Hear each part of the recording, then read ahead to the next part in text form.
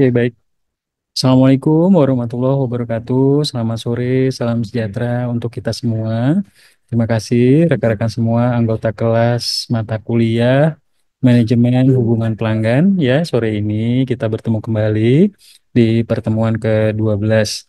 Sehat-sehat semua ya, semoga diberikan kelancaran untuk aktivitas kuliahnya. Tetap semangat, jangan sakit ya. Banggakan kedua orang tuanya dengan kuliah yang rajin.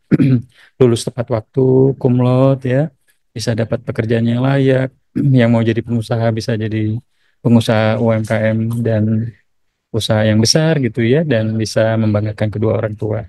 Nah, hari ini saya melanjutkan teman-teman semua mata kuliah kita, Manajemen Hubungan Pelanggan. Jadi ini sangat penting banget bagi calon-calon lulusan sarjana ekonomi.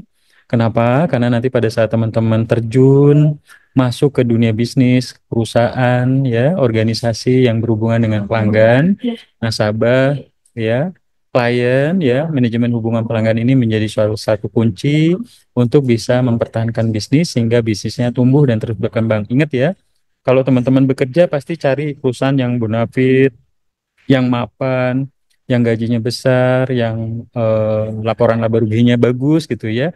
Karena pada saat nanti ke depannya teman-teman bekerja, teman-teman pasti pengen bekerja dengan nyaman gitu ya. Nah, tentunya kalau kita berkaca pada hal ini, kita harus melihat perusahaan itu melihat pelanggannya seperti apa. Nah, manajemen hubungan pelanggan ini menitik beratkan bagaimana kita menjaga hubungan dengan pelanggan, bisnis terus berjalan, pelanggannya loyal, dan tentunya dari sisi customer satisfaction index dan customer loyalty index juga meningkat.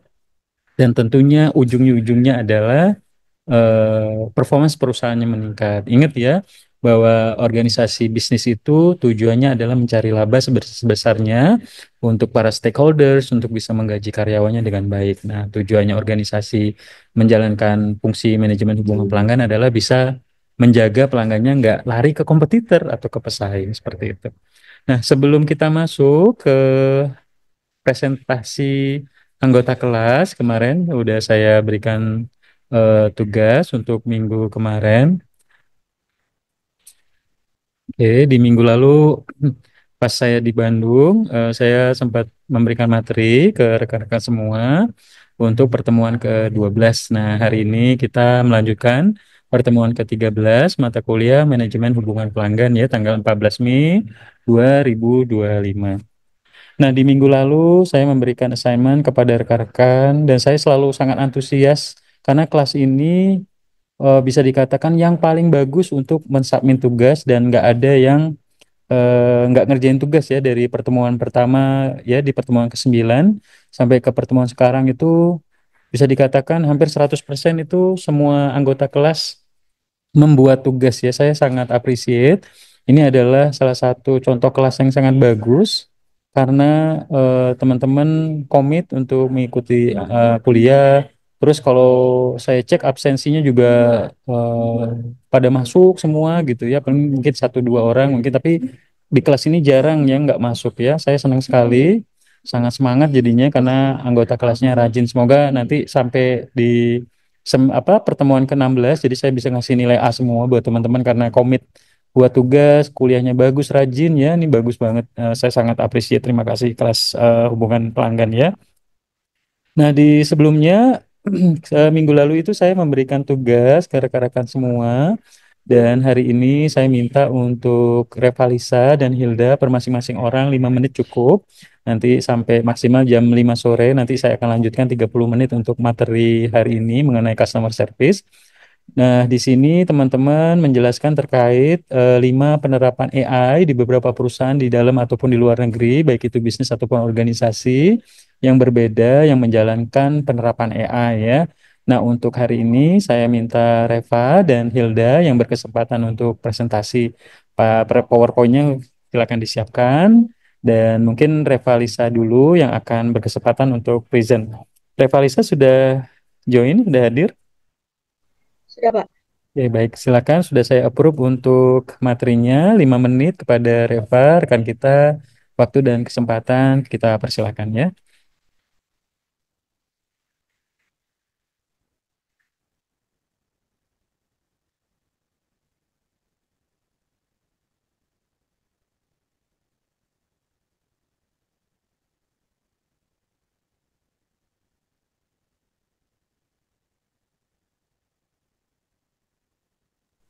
Apakah suara saya terdengar dengan jelas? Suaranya udah terdengar jelas, namun materinya belum terbuka. Bentar, Pak.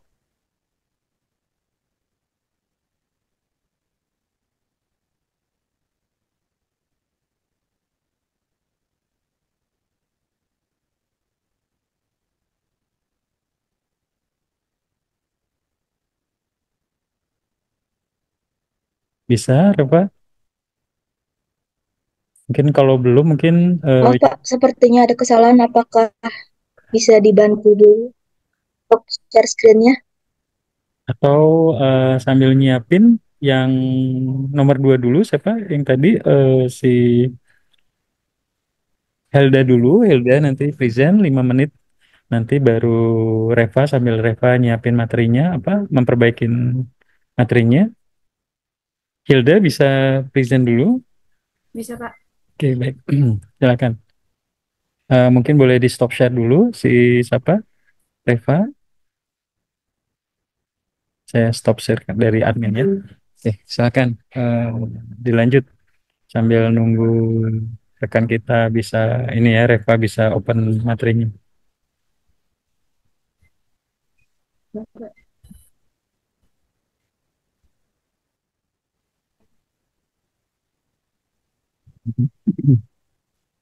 Oke, materinya udah terlihat. Silakan di full screen. Oke, 5 menit ya, silakan.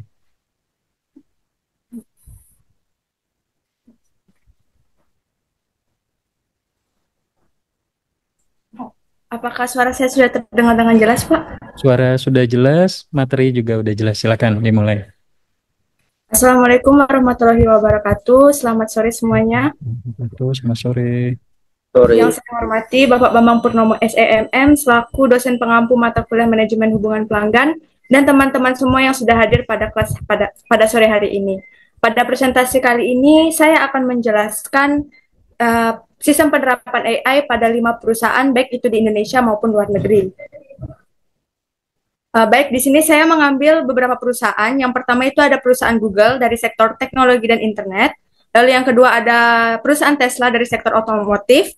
Lalu yang ketiga ada perusahaan Amazon pada sektor e-commerce dan logistik. Yang keempat ada perusahaan Airbnb pada sektor pariwisata. Dan yang terakhir ada perusahaan McDonald dari sektor retail. Yang pertama itu ada perusahaan Google. Google atau Alphabet Inc. adalah perusahaan teknologi global yang sangat berpengaruh dalam dunia internet dan kecerdasan buatan atau AI. Mereka mengintegrasikan teknologi AI ke dalam berbagai produk dan layanan untuk meningkatkan pengalaman pengguna dan efisiensi operasional. Contohnya, Google Search memanfaatkan AI untuk memahami maksud pencarian pengguna dan menyajikan hasil yang lebih relevan. Google Translate menggunakan teknologi pembelajaran mesin untuk menerjemahkan teks dengan konteks yang lebih akurat. Google Foto memanfaatkan pengenalan wajah berbasis AI untuk mengkelompokkan dan menyortir foto secara otomatis, sehingga memudahkan pengguna dalam mengelola koleksi gambar mereka. Selain itu, Google Assistant adalah asisten virtual berbasis AI yang mampu memahami perintah suara, menjawab pertanyaan, dan menjalankan berbagai tugas secara otomatis. Lalu, perusahaan yang kedua itu ada perusahaan Tesla. Tesla adalah perusahaan otomotif dan energi terbaru yang dikenal luas karena inovasinya dalam mobil listrik dan teknologi berkendara otonom. Salah satu aspek paling menonjol dari produk Tesla adalah penerapan kecerdasan AI dalam sistem autopilot dan full self driving. Teknologi ini dirancang untuk memungkinkan kendaraan Tesla mengemudi secara semi otonom hingga otonom penuh, tergantung pada tingkat kemampuan perangkat lunaknya. AI di dalam sistem ini berfungsi untuk memproses data yang diperoleh dari berbagai sensor seperti kamera, radar, dan ultrasonik yang dipasang di seluruh kendaraan, dan dengan bantuan jaringan saraf buatan dan teknik pembelajaran mendalam atau deep learning, sistem AI Tesla mampu mengenali rambu lalu lintas, jalur jalan, kendaraan lain, pejalan kaki, dan berbagai situasi lalu lintas kompleks lainnya. Lalu, perusahaan yang ketiga itu ada perusahaan Amazon.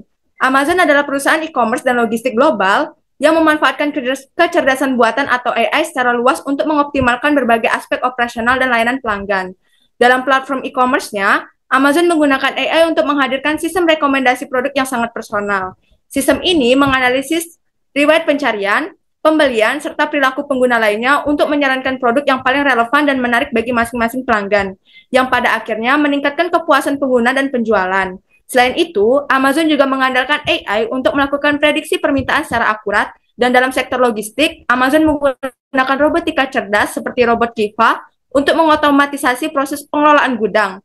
Melalui layanan cloud-nya, Amazon Web Service, perusahaan menyediakan berbagai layanan AI dan machine learning kepada bisnis lain.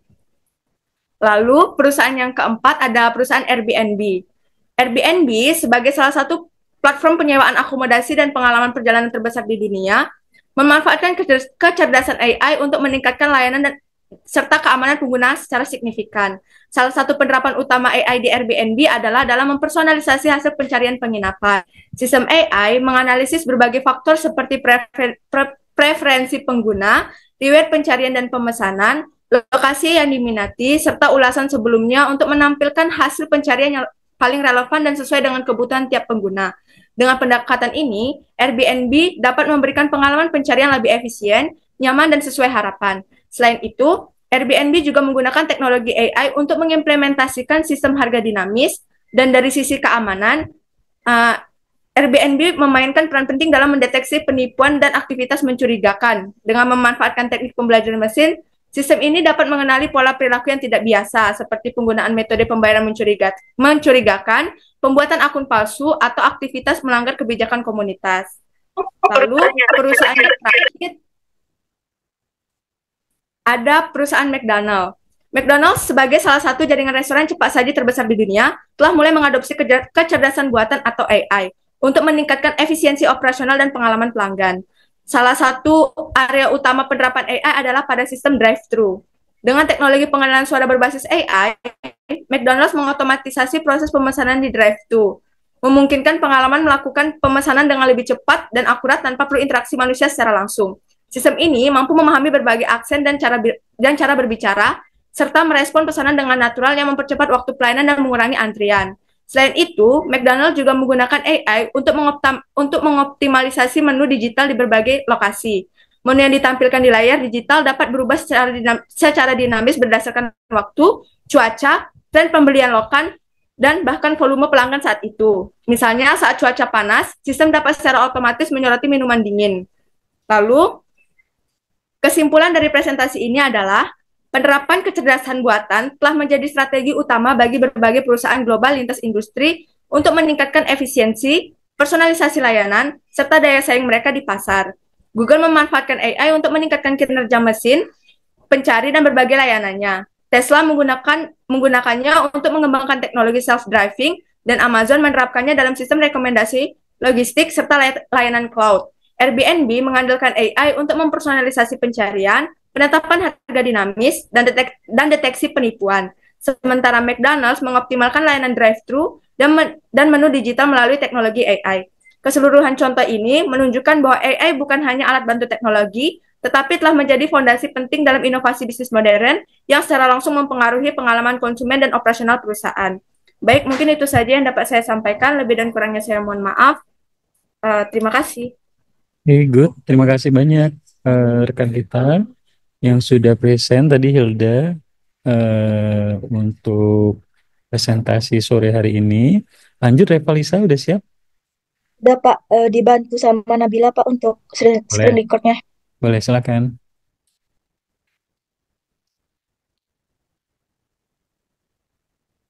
Oke, silakan di full screen. Oke, silakan. Reva. Assalamualaikum warahmatullahi wabarakatuh. Waalaikumsalam warahmatullahi wabarakatuh. Perkenalkan, saya Revalisa dengan NIM C1B0230558. Di sini saya akan menjelaskan untuk mata kuliah manajemen hubungan pelanggan yang diampu oleh Bapak Bambang Purnomo SEMM. Next, saya akan menjelaskan 5 penerapan AI di beberapa perusahaan, bisnis atau organisasi di Indonesia atau luar negeri. Yang pertama yaitu Gojek dari Indonesia. Gojek didirikan pada tahun 2010 oleh Nadiem Makarim di Indonesia, yang berawal dari layanan pemesan ojek via call center. Kini Gojek telah berkembang menjadi super app dengan lebih dari 20 layanan berbeda, dengan valuasi lebih dari 10 miliar US dollar dan ekspansi ke beberapa negara Asia Tenggara. Gojek menjadi salah satu unicorn terkemuka di Indonesia. Perusahaan ini kini didukung oleh lebih dari 2 juta mitra driver dan 900.000 mitra merchants yang berperan penting dalam mendorong ekonomi digital di kawasan. Penerapan AI untuk aplikasi Gojek ini sendiri yaitu seperti sistem rekomendasi pintar, algoritma pencocokan, dynamic pricing, optimasi rute, GoFood image recognition, deteksi penipuan, forecasting permintaan, dan voice assistant. Selanjutnya ada Telkom Indonesia. Telkom Indonesia adalah salah satu BUMN telekomunikasi terbesar di Indonesia yang berdiri sejak 1856. Dari penyedia layanan telepon tradisional, Telkom kini telah bertransformasi menjadi perusahaan digital terkemuka dengan lebih dari 169 juta pelanggan seluler dan 8 juta pelanggan broadband. Melalui anak perusahaan seperti Telkomsel, Telkommetra, dan IndiHome, Telkom mengoperasikan infrastruktur jaringan lebih dari 164.000 kilometer serat optik yang tersebar di seluruh Nusantara, menjadikannya tulang punggung transformasi digital Indonesia. Penerapan AI untuk Telkom Indonesia ini sendiri seperti analisis predictive maintenance, IndiHome Assistant, sistem deteksi anomali, network traffic optimization, big box analytics, space analytics, smart city solution, AI for customer charm prevention.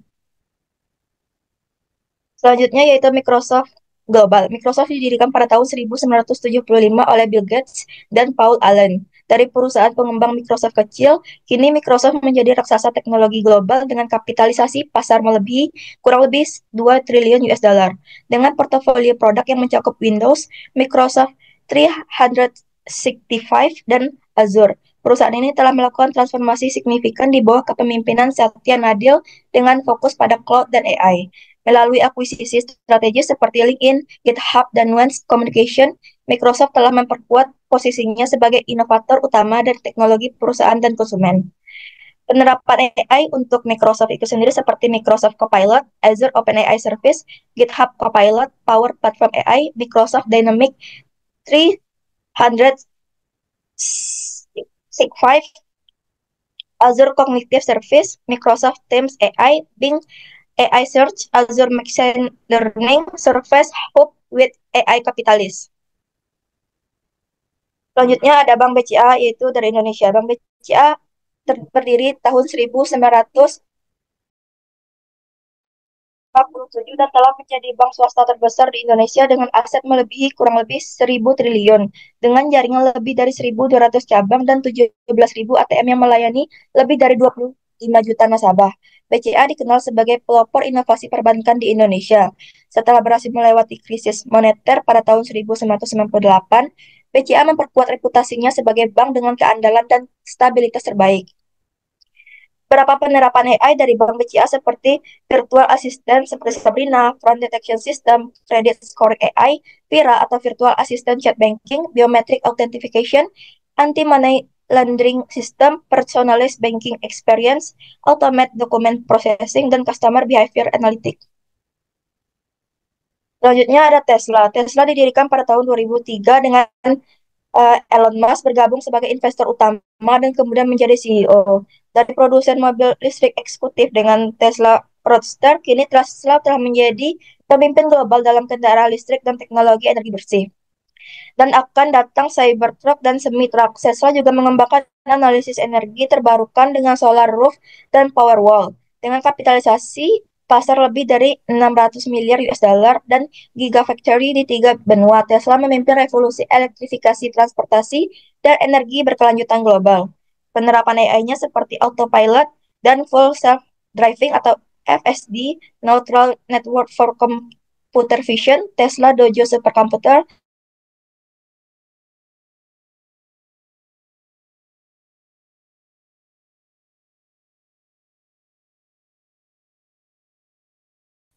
Suaranya hilang, Repa. apakah sudah ada suaranya, Pak? Oke, silakan lanjut. penerapan AI dari Tesla ini sendiri seperti autopilot dan full self-driving, neutral networks for computer vision, Tesla Dojo supercomputer, shadow math testing, battery management system, smart summon, occupant monitoring, flat learning networks, energy prediction, dan automate manufacturing. Sekian dari presentasi yang dapat saya sampaikan. Jika ada kurangnya, saya mohon maaf. Assalamualaikum warahmatullahi wabarakatuh. Oke, baik, terima kasih banyak Reva dan Hilda tadi yang udah present ya. Jadi ada beberapa insight yang mungkin bisa teman-teman dapatkan dan mungkin teman-teman sudah alami dan rasakan ketika teman-teman misalnya belanja ya di Google atau di Shopee misalnya ya, teman-teman bisa cari barang ini nama barangnya apa. Teman-teman misalnya nggak tahu nih ada gelang lucu misalnya ya. Kemudian pakai lensnya di Shopee atau di Google Lens, teman-teman tiba-tiba tahu, oh ini nama barangnya apa, harganya berapa gitu ya. Terus yang hal yang simple yang mungkin sangat membantu saat ini. Jadi banyak sekali yang tadi udah dijelaskan seperti di Amazon ya teman-teman, history search teman-teman misalnya teman-teman mau belanja ya. Mungkin yang di Indonesia aja kayak di Shopee teman-teman mau pengen belanja sepatu atau pengen cari iPhone gitu ya.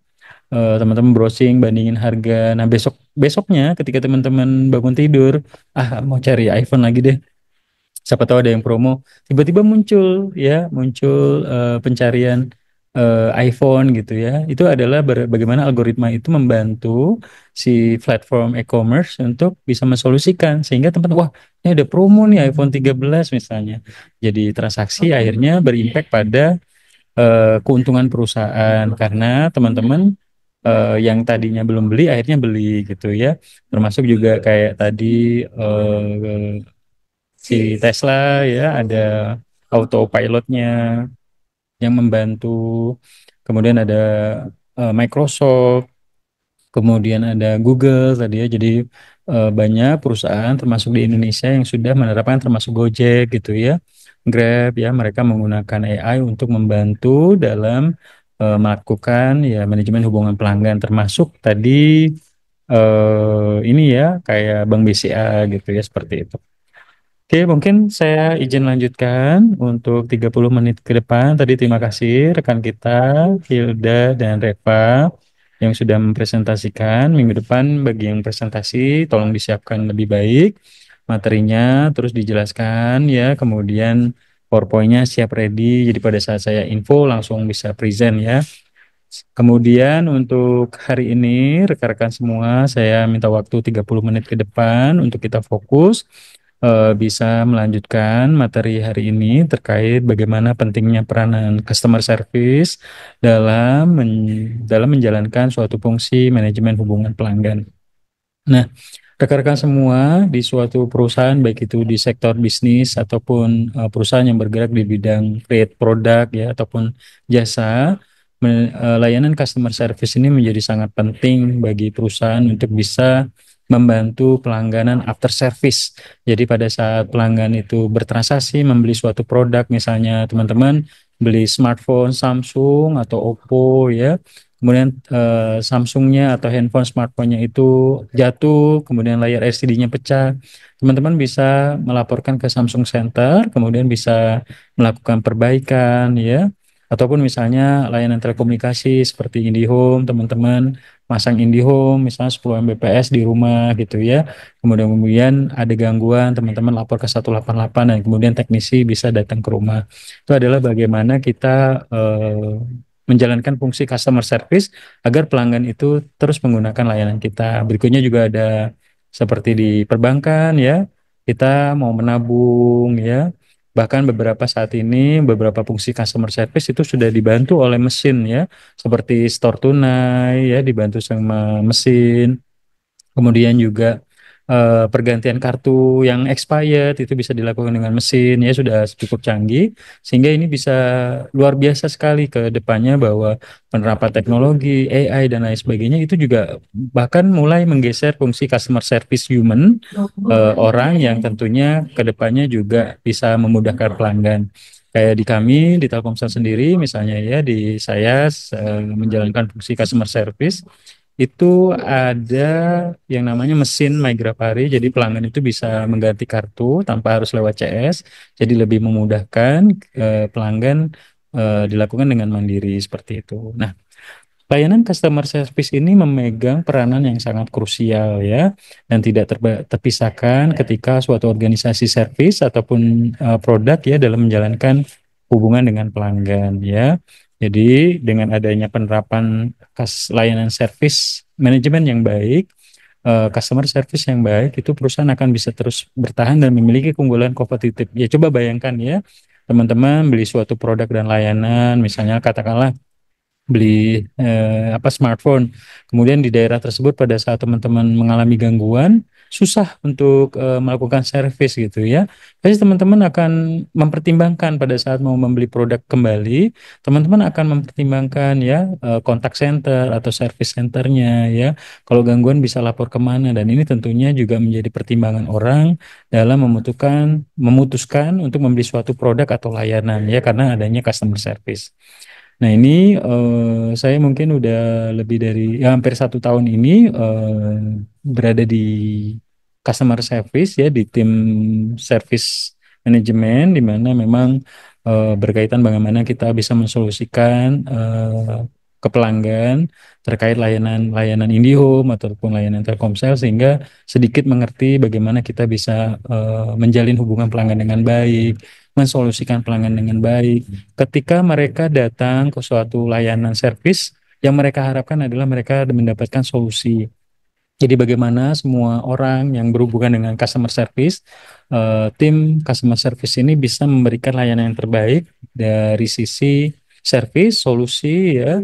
Kalau misalnya pelanggannya ada masalah ya terhadap kartu fisiknya, kita bisa ganti kartu fisik dengan nomor yang sama. Misalnya mereka mengalami gangguan layanan IndiHome, kita bisa mensolusikan untuk mengirimkan teknis ke rumah dan lain sebagainya. Ini adalah bagaimana kita bisa melayani pelanggan dengan baik sehingga ini menjadi keunggulan kompetitif yang nggak dimiliki oleh kompetitor atau para pesaing seperti itu.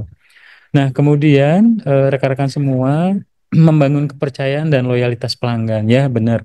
Jadi customer service ini atau service management ini tentunya membangun hubungan yang baik, relationship yang baik, kepercayaan dari pelanggan ke perusahaan ya. Bayangkan kalau misalnya di setiap daerah kita nggak punya service center atau service point, pelanggan mau mengalami kendala, mereka bingung gitu ya.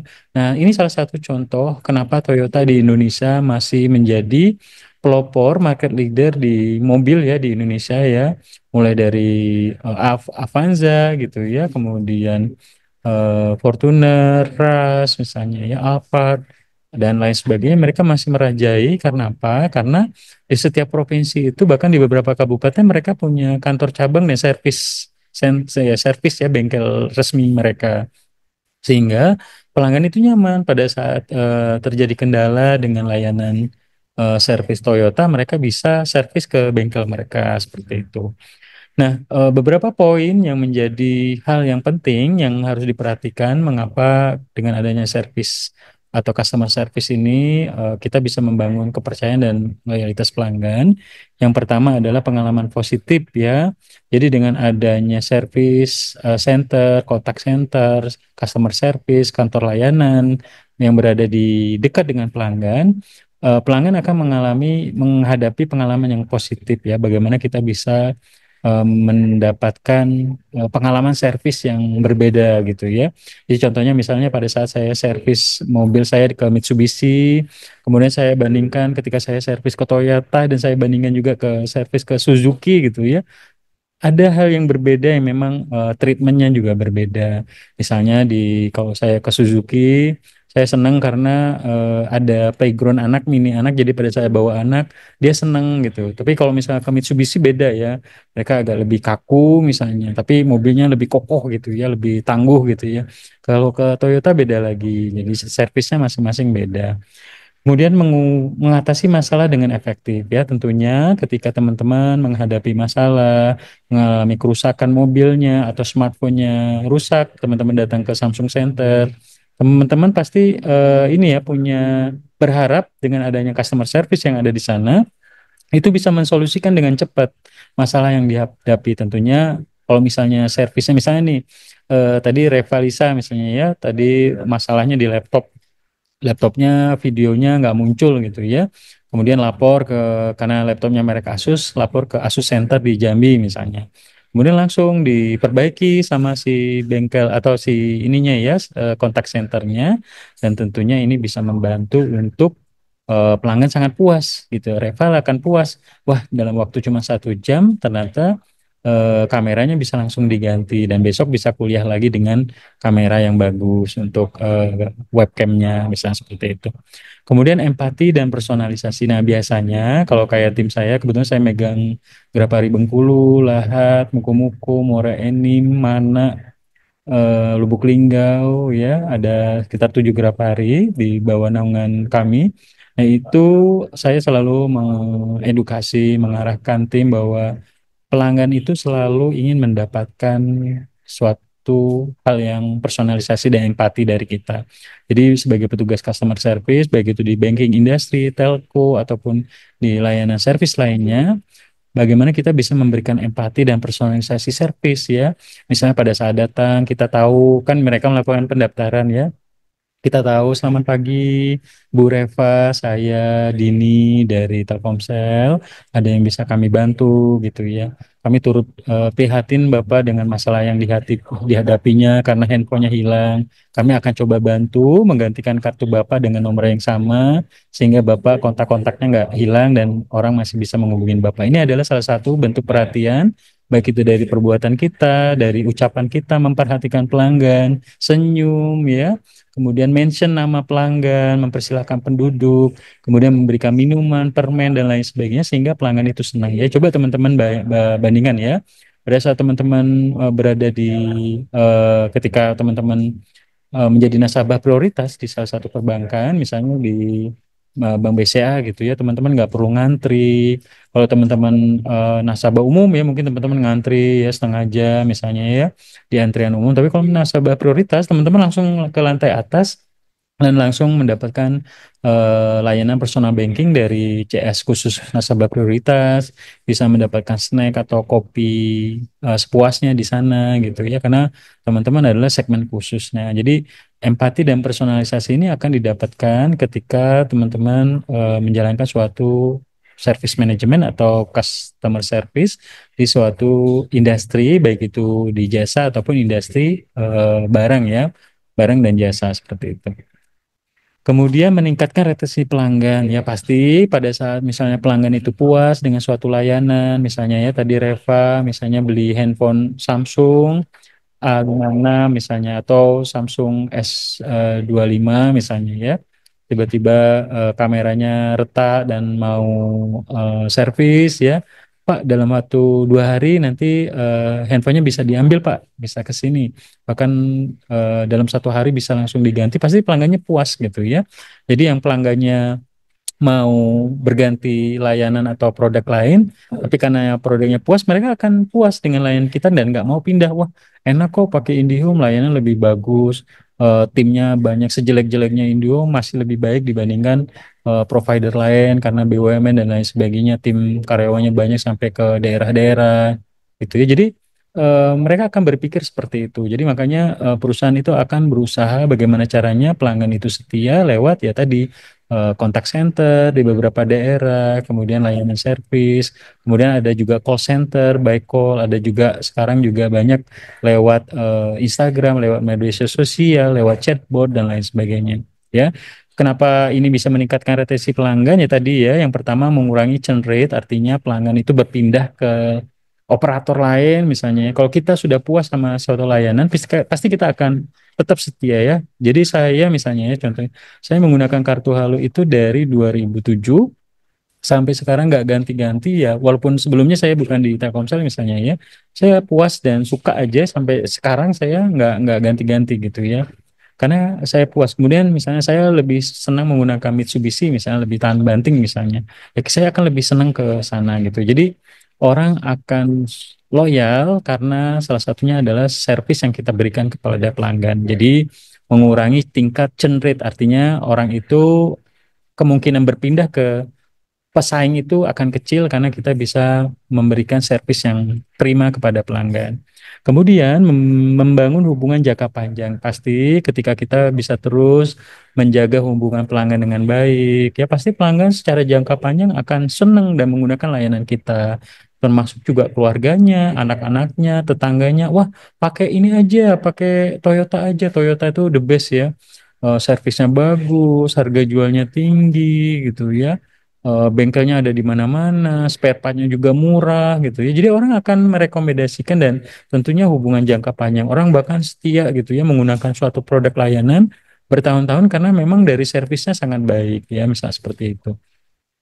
Kemudian mengidentifikasikan pelanggan berisiko ya juga tim CS kami di customer service juga terus mengidentifikasikan pelanggan-pelanggan yang misalnya tidak puas, kemudian kita berikan biasanya survei setelah mereka dari GrabHarik, mereka akan menerima SMS, apakah Anda puas dengan layanan kami? Nah, ketika mereka memberikan nilai satu, artinya mereka itu menjadi detraktor atau pelanggan yang tidak puas, kita akan menghubungi dan menggali informasi kenapa mereka ini nggak suka ataupun benci ataupun memberikan nilai jelek gitu ya. Jadi kita akan memperbaiki baik Pak, kita akan perbaiki. Jadi kita akan bisa mendapatkan feedback yang baik dan tentunya mensolusikan sehingga pelanggan itu puas dengan apa yang kita solusikan dari masalah yang diberikan ya. Jadi dengan adanya penerapan customer service ini benar-benar sangat penting dalam penerapan strategi manajemen hubungan pelanggan atau CRM yang efektif ya. Karena layanan customer service yang efektif yang berkualitas tentunya bisa mempertahankan pelanggan itu tetap bisa menggunakan layanan kita. Retensi artinya menjaga pelanggan agar tidak berpindah ke operator lain, kurang lebih seperti itu. Tidak pindah ke pesaing lain, ke kompetitor lain, kurang lebih demikian. Kemudian meningkatkan kepuasan pelanggan. Pasti ya, saya misalnya ya, kenapa lebih senang menggunakan apa salah satu produk misalnya menggunakan Toyota gitu ya karena misalnya tadi puas dengan layanan servisnya kemudian kita diingetin setiap 6 bulan sekali Pak servis Pak misalnya saya menggunakan motor misalnya sepeda motor Honda gitu ya. Pak jangan lupa servis sudah 3 bulan sekali gitu ya kita disebutkan namanya dan lain sebagainya jadi customer service ini tentunya juga bisa meningkatkan kepuasan pelanggan dan tentunya melampaui ekspektasi pelanggannya. Jadi kalau pelanggan berharap di titik 10, kemudian servisnya kita berikan di level 15, pasti pelanggan akan puas gitu ya. Kemudian apalagi kita bisa melayani dengan cepat, dengan efisien, dengan solusi yang ditawarkan dengan tepat ya, pasti mereka akan puas gitu ya. Dan tentunya juga berimpact pada mereka akan, mungkin dalam marketing itu teman-teman pernah dengar word of mouth ya, dari mulut ke mulut mereka akan merekomendasikan, wah pakai ini aja, Toyota aja, pakai Indiom aja nomor satu, pakai Telkomsel aja, pakai Bayu aja cocok buat mahasiswa, wah pakai ini aja, pakai apa, dan sebelahnya ya. Jadi contohnya adalah bagaimana kita bisa memberikan solusi yang terbaik. Kemudian mendengarkan kebutuhan ya dengan adanya pelanggan yang datang ke kantor layanan kita, mengeluhkan layanan kita ya customer service, kita bisa mendapatkan masukan dan perbaikan dari manajemen untuk bisa memperbaiki, wah ternyata produk kita ini ada masalah, ini harus kita perbaiki ya. Jadi dengan adanya mendengarkan keluhan, ya masukan dari pelanggan, kita bisa memperbaiki terkait produk dan layanan kita. Kita kan nggak tahu nih apa yang harus kita lakukan terkait produk dan layanan kita. Nah dengan adanya customer service, service management ya kita bisa mendapatkan informasi dan insight seperti itu. Pengalaman yang mulus ya dengan adanya layanan CS yang terintegrasi dengan data CRM pelanggan, database pelanggan, itu kita bisa memastikan pengalaman yang mulus dan konsisten bagi pelanggan. Misalnya kami ya karena saya berhubungan dengan customer service, ketika pelanggan menyebutkan nomor IndiHome-nya atau menyebutkan nomor Telkomselnya, kita bisa tahu nama pelanggan ini siapa, sudah berapa lama menggunakan produk layanan kita, tinggal di mana, alamatnya, rata-rata penggunaannya berapa per bulan gitu ya. Jadi kita bisa melihat profiling pelanggan tersebut. Kemudian meningkatkan citra dan reputasi perusahaan ya. Jadi kalau misalnya kita kenapa misalnya ya Garuda selalu menjaga servisnya ya. Karena mereka pengen menjaga reputasi perusahaannya ya. Saya lebih senang menggunakan Garuda. Kenapa? Karena servisnya lebih nyaman. Walaupun kita harus bayar lebih, tapi di segmen tertentu orang-orang akan memilih ini ya, perusahaan service company atau perusahaan yang memberikan kenyamanan, ya mereka don't care lagi dengan misalnya uang, misalnya mereka akan lebih peduli dengan kenyamanan, tepat waktu, kemudian tidak antri dan lain sebagainya, ya ini juga menjadi hal yang luar biasa. Jadi dengan menjaga service manajemen atau customer service itu kita bisa meningkatkan citra dan reputasi perusahaan. Yang pertama, duta merek ya. Agen layanan pelanggan seringkali menjadi wajah perusahaan bagi pelanggan. Jadi bagaimana customer service yang berhadapan langsung dengan pelanggan itu bisa menjadi wajah perusahaan. Jadi harus berpakaian yang rapi, kemudian wangi, kalau cewek harus grooming, harus dandan, pakai lipstick misalnya ya, kemudian jilbabnya rapi, senada pakai seragam misalnya ya.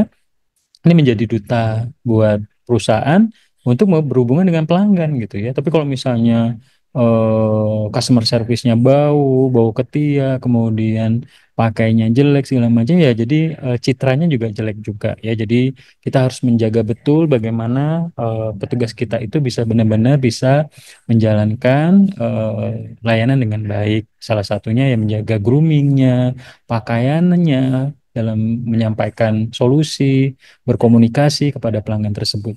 Kemudian word of mouth marketing ya, ketika kita bisa menjalankan dengan baik, pelanggan itu loyal, pelanggan itu akan merekomendasikan ke yang pertama biasanya ke keluarganya, anaknya ya, ke suaminya. Oh, pakai ini Telkomsel aja Pak, bagus banget, servisnya oke, kantornya nyaman, CS-nya juga cantik-cantik, misalnya gitu ya. Mereka akan merekomendasikan dengan orang lain. Begitu juga layanan produk dan layanan yang lain ya. Pak, ke BCA aja Pak, lebih enak. Satpamnya ramah-ramah dibandingin satpam sebelah gitu ya. Kemudian juga apa CS-nya cepet-cepet, Tylernya cepet-cepet melayani pelanggan, jadi enak, kita nggak nunggu lama gitu ya. Jadi word of mouth ini memang sangat berpengaruh ya. Selain kita berpromosi di media, di sosial media, di media luar ruang seperti baliho dan lain sebagainya, koran, radio, televisi, word of mouth dari pelanggan ke pelanggan itu memang sangat berpengaruh terhadap suatu kepuasan dari suatu produk dan layanan. Kemudian selanjutnya ya, aspek yang kita perhatikan adalah handling krisis reputasi ya. Dengan adanya tim customer service yang baik dan terlatih ya, itu bisa memainkan peran penting dalam menangani keluhan publik atau krisis reputasi dengan profesional dan empati. Yang pasti ketika pelanggan itu sudah di puncak kemarahannya karena komplain suatu layanan yang tidak beres, dengan adanya petugas customer service yang profesional dan bisa menenangkan dengan pelanggan, membuat pelanggan tersenyum kembali, itu adalah salah satu bagaimana kita bisa menjaga reputasi perusahaan ya, seperti itu. Kemudian selanjutnya rekan-rekan semua, dari aspek memberikan wawasan berharga bagi perusahaan ya. Tadi yang pertama adalah feedback, bahwa dengan adanya masukan, perbaikan dari pelanggan, perusahaan akan mengetahui poin-poin apa aja yang harus diimprove sehingga bisa mensolusikan dengan baik kepada pelanggan-pelanggan yang sudah berlangganan dan menggunakan produk dan layanan kita. Kemudian mengidentifikasi tren dan masalah ya, masalah apa yang paling banyak nih muncul, masalah sinyal kah, masalah komplain teknisi kah misalnya ya, atau masalah produk kita, Samsung misalnya ya membuat produk baru ya, harganya 5 jutaan A5 misalnya, ternyata produknya ringkih, pada saat jatuh langsung pecah LCD-nya, atau tiba-tiba sinyal hilang, atau misalnya layarnya juga nggak sensitif dan lain sebagainya. Jadi kita bisa tahu masalah tren dan masalah yang dihadapi oleh pelanggan, sehingga bisa menjadi perbaikan ke tim research and development untuk bisa memperbaiki bug-bug atau masalah yang muncul. Kemudian informasi untuk tim lain ya, misalnya kayak kami di Telkomsel, pada saat ada keluhan pelanggan terkait layanan, sinyal dan lain sebagainya, kita akan menginformasikan ke tim network, ke tim Telkom Akses ya, untuk bisa memperbaiki. Ini masalah kita ada pelanggan yang komplain ya, jaringannya jelek, harus kita perbaiki, harus kita tingkatkan kapasitas jaringan sehingga pelanggan nyaman. Karena ya voice of customer atau suara atau masukan dari pelanggan itu menjadi salah satu masukan yang berarti bagi perusahaan agar perusahaan itu bisa tumbuh dan berkembang ya. Kalau misalnya harga dan lain sebagainya, mungkin banyak perusahaan yang bermain di harga. Tapi kalau misalnya leading in service, kita fokus di service ya, di segmen-segmen pelanggan itu mereka akan memilih service yang bagus dibandingkan produknya murah tapi keluar kota nggak ada sinyal, misalnya seperti itu. Jadi memang hal ini yang harus bisa dipertimbangkan oleh perusahaan dalam menjual produk dan layanannya, bahwa service itu menjadi hal yang sangat penting. Kemudian meningkatkan efisiensi operasional ya. Yang pertama solusi cepat dan efisien. Jadi tim CS yang terlatih didukung dengan database. Jadi kalau kayak kami gitu ya, kami punya database yang baik, punya aplikasi yang kuat, yang powerful gitu ya. Jadi kita bisa bisa mendukung ya layanan pelanggan. Jadi pelanggan pengen merubah paket, membeli paket, mengaktifkan paket, membeli pulsa dan lain sebagainya itu bisa dilakukan ya dengan cepat dan efisien. Karena saat ini mau nggak mau semua bisnis, baik itu banking, industri, dan semua sektor bisnis itu harus bertransformasi ke arah digital, ke teknologi, ke AI, dan lain sebagainya. Sehingga tentunya bisa bisa mensolusikan masalahnya dengan baik. Coba bayangkan ya, ketika pelanggan ada masalah, Pak, ini baru bisa selesai 1 bulan lagi, pasti pelanggan sudah akan lari ke layanan kompetitor misalnya seperti itu. Kemudian penggunaan basis pengetahuan ya, basic pengetahuan yang dikelola dengan baik oleh tim customer service itu memungkinkan pelanggan untuk menemukan solusi sendiri, mengurangi volume panggilan atau pesan ke agen. Nah, jadi beberapa perusahaan juga mulai menggunakan call center, kemudian call center mungkin ada juga pakai ini ya apa voice gitu ya, suara mesin gitu ya. Kemudian menggunakan chatbot ya, menggunakan AI sehingga pelanggan itu bisa mendapatkan solusi tanpa harus menggunakan human atau menggunakan customer service orang gitu ya. Karena kedepannya customer service itu mungkin aja bisa dihilangkan karena ini ya bisa digantikan dengan mesin, dengan AI, dengan robot dan lain sebagainya. Karena kalau di luar negeri misalnya biaya tenaga kerja kan sangat mahal, dengan adanya mesin. Ini tentunya bisa memudahkan orang untuk mendapatkan layanan yang baik. Kemudian optimalisasi tugas rutinnya dengan sistem CRM, dan itu dapat mengotomatisasi tugas-tugas rutin dalam layanan pelanggan seperti pengiriman email konfirmasi, pembaruan status tiket, membebaskan agen untuk fokus pada masalah yang lebih kompleks. Jadi biasanya kita gini, pada saat pelanggan menghadapi masalah, kita akan mengirimkan tiket, Pak ini progresnya, masalahnya. Itu juga bisa dilakukan lewat AI, lewat mesin. Jadi dengan penerapan CRM yang baik, itu bisa kita sistem itu bisa akan membantu kita gitu ya. Pak ini progresnya sudah sampai A sampai Z gitu ya. Jadi pelanggan pun dengan puas gitu ya ketika bisa perusahaan bisa mensolusikan layanan tersebut. Kemudian kesimpulannya ya bahwa CS atau customer service itu adalah komponen inti dalam penerapan CRM ya. Saya merasakan sendiri setahun terakhir, mungkin 20 tahun saya berkarir yang berhubungan dengan customer service ini, sekarang 1 tahun ini, kemudian di sebelumnya di perusahaan sebelumnya saya hampir 1 tahun berhubungan dengan pelanggan corporate di Hewlett Packard Indonesia di Jakarta di Mega Kuningan. Jadi bagaimana kita bisa menjaga hubungan baik dengan pelanggan, pelanggan komplain langsung kita solusikan ya dari sosial media, dari apapun itu sehingga kita bisa memberikan solusi terbaik kepada pelanggan. Sehingga makanya di sini disimpulkan bahwa customer service itu adalah komponen inti dari adanya CRM, Customer Relationship Management atau manajemen hubungan pelanggan. Yang pertama adalah komponen strategis, di mana layanan customer service ini bukan hanya sekadar fungsi pendukung dalam bisnis, tapi juga merupakan komponen inti ya dalam manajemen hubungan pelanggan. Bagaimana kita bisa mensolusikan pelanggan, pelanggan puas, pelanggan merekomendasikan ke orang lain gitu ya. Kemudian investasi penting ya, betul investasi dalam tim CS itu yang kompeten itu sangat penting, pelatihan. Kita harus melatih terus, memonitoring, mengontrol sehingga pelanggan itu juga puas dengan layanan kita gitu ya.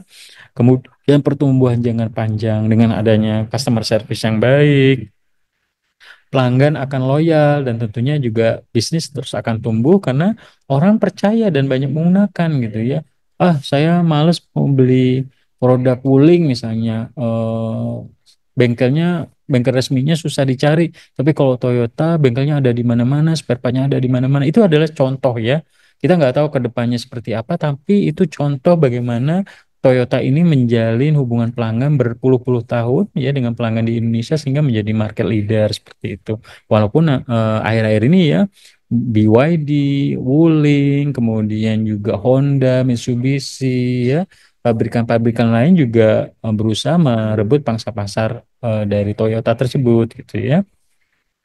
Oke, mungkin itu rekan-rekan semua. Jadi customer service ini menjadi hal yang sangat penting menurut saya, apalagi perusahaan service.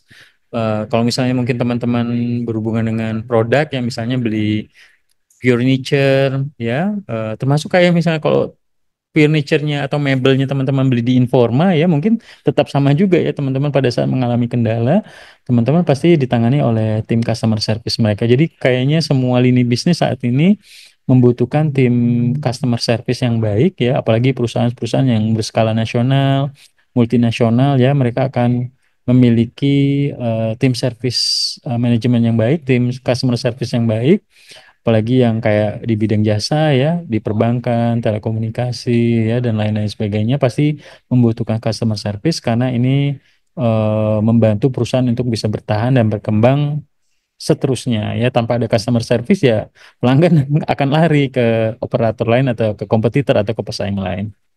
Oke, ini tugas yang ke-13 teman-teman. Rekan-rekan semua anggota kelas ya seperti biasa karena kita kuliah di hari Rabu, jadi tugasnya di Selasa depan paling lama di tanggal 20 Mei 2025 jam 5 sore seperti biasa. Tugas kali ini adalah analisa studi kasus yang untuk kebagian presentasi di minggu depan ada rekan kita Nabila dan Marcelina Novianti. Nah, kasusnya di studi kasus ke-13 ini, tugas ke-13 ya, adalah kopi belahan jiwa dan tantangan pelanggan setia ya. Jadi kopi belahan jiwa ini adalah sebuah kedai kopi lokal yang cukup populer di Jambi.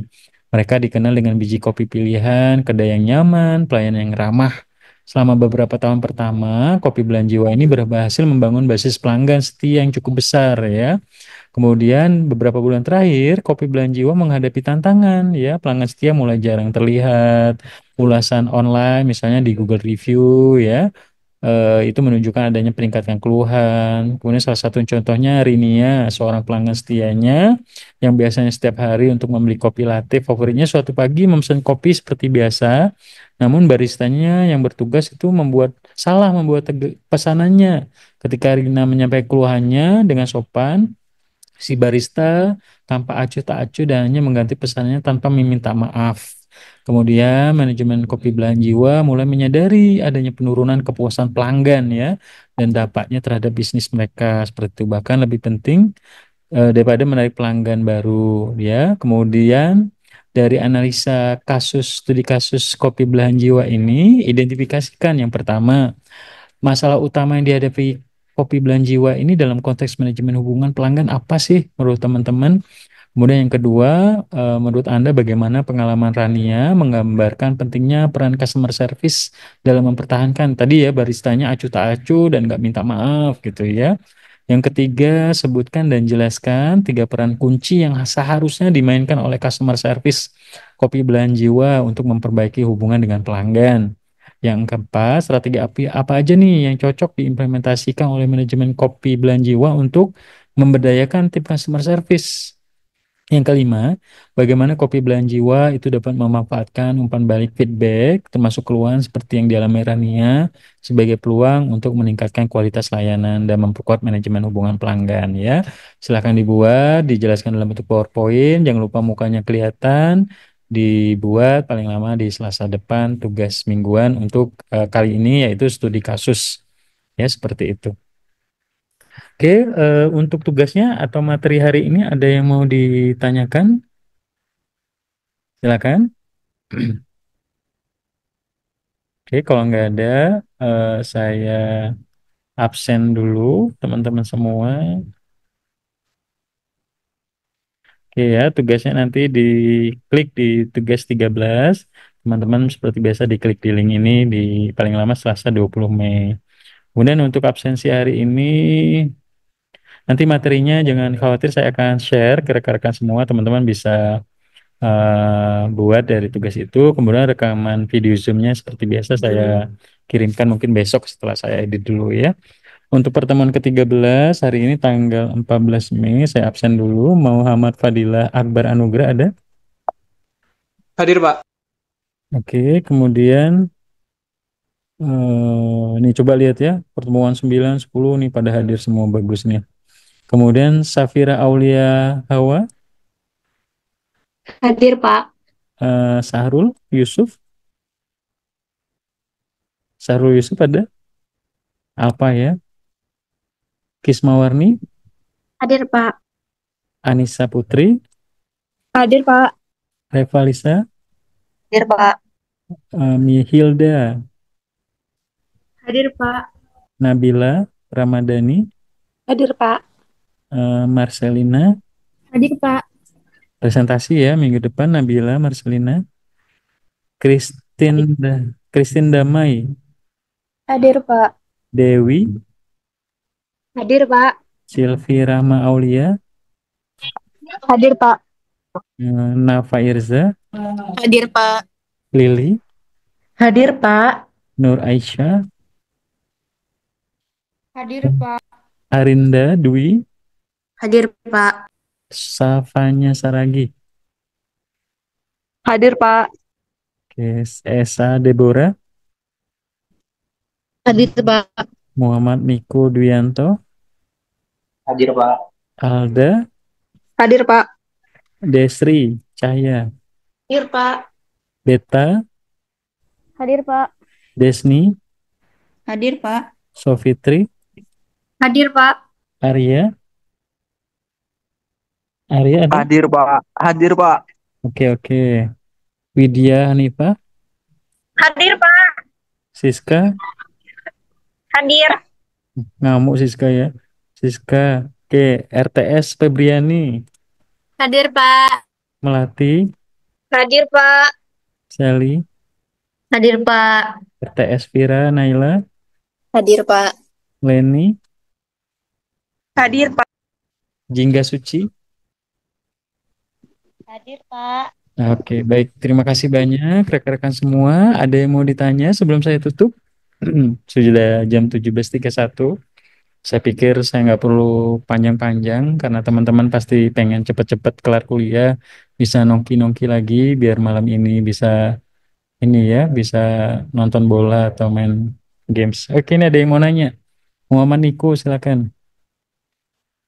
Mohon maaf sebelumnya Pak, jadi saya Boleh, bertanya. silakan. Boleh. Di 12 kan Pak, itu disuruh buat video penerapan AI Pak. Iya. Nah, saya kan sudah upload di YouTube itu Pak. Cuman di YouTube itu ada bacaan hak cipta Pak. Apakah itu nanti berpengaruh untuk videonya Pak? Gimana? Nih Muhammad Niko yang tugasnya ya? Ya, Yang itu ada hak cipta dia Pak. Itu kedepannya nanti akan hilang nggak Pak videonya? Atau saya nanti kirim ulang di video link? Yang mana ya? Coba sebentar. Niko ya? Yang tugas 12 Niko Muhammad Niko. Ini ya? Iya. Itu kan muncul. Saya nggak dari kampanye itu saya ingin lagi Pak. Muncul apa itu? Edit lagi. Notifnya apa yang muncul? Ya ada bacaan hak cipta gitu Pak. Oh, nggak masalah. Itu nggak masalah. Jadi itu buat monetize. Jadi contohnya ini ya, contohnya saya kan udah buat video ini mungkin udah dari 12 tahun yang lalu ya. Ini saya buat video misalnya nih ya. Ini kemarin misalnya saya ke Bangkok itu saya buat video konten gitu. Nah, kalau saya menggunakan musik, latar musik ya, background itu biasanya ini kalau misalnya musiknya itu ini kayak contohnya ini nih. Nah, ini video ini saya lagi di cruise gitu ya. Ini ada background orang lagi nyanyi dan itu ke capture sebagai copyright gitu ya. Jadi saya nggak bisa monetize dapat AdSense dapat uang gitu dari sini. Tapi kalau misalnya video lain yang tanpa background itu saya bisa dapat AdSense gitu ya. Nah, misalnya di Dufan ini kemarin juga kayaknya udah di Istana Boneka tuh ada background kan. Nah, itu ketangkep sama YouTube dan jadi copyright sehingga saya nggak bisa monetize. Tapi kalau yang lain, misalnya ini saya nggak ada ini. Kalau kayaknya 2-3 tahun terakhir saya malah nggak pakai background. Kenapa? Karena banyak video saya sebelumnya itu saya pakai background no copyright. Tapi saat ini malah di copyright sama orang lain sehingga video saya itu nggak bisa dimonetize, nggak dapat AdSense gitu dari Google. Jadi kalau videonya tetap ada, kalau menurut saya itu hanya masalah copyright aja, videonya nggak akan hilang, jadi nggak perlu diganti. Tapi kalau misalnya si Niko nanti mau jadi fokus, Pak, saya pengen jadi konten kreator YouTuber kayak Arya Ricis atau Atta Halilintar atau kayak Just No Limit gitu ya, atau menjadi selebgram apa aja Pak di TikTok atau di Facebook Pro gitu ya, itu silahkan harus fokus ya bisa milih copyright. Tapi kalau misalnya sekarang kan buat tugas teman-teman, saya pengen ngajarin teman-teman tuh biar literasi menggunakan digitalnya makin canggih semakin ke sini ya. Kalau setiap minggu buat tugas buat editing pasti kemampuan editnya kayak tadi ya, si Niko saya lihat mukanya juga backgroundnya juga nggak ada sudah bagus, tampilan desainnya juga udah bagus ya. Ini juga jadi kedepannya bisa aja nanti si Niko jadi konten kreator, kita nggak tahu tiba-tiba punya 20 juta apa subscriber gitu, kita nggak tahu tiba-tiba jadi terkenal kan. Jadi ini buat belajar teman-teman, nggak masalah Niko, silakan dilanjut aja ya, nggak usah diperbaiki. Ya ada yang lain ya, thank you ya Niko. Oke, saya pikir cukup. Teman-teman, nanti kalau ada pertanyaan silahkan chat di grup. Sehat-sehat semua. Jangan lupa buat tugasnya. Semangat sampai pertemuan 16. Semoga semua kelas ini dapat A semua ya, biar bisa lulus bareng-bareng dan bisa banggakan kedua orang tua ya. Wabillahi taufiq wa hidayah. Wassalamualaikum warahmatullahi wabarakatuh dan selamat sore semuanya. Terima kasih. Waalaikumsalam Waalaikumsalam warahmatullahi warahmatullahi wabarakatuh. wabarakatuh. Terima kasih, Bapak. Terima kasih, Pak.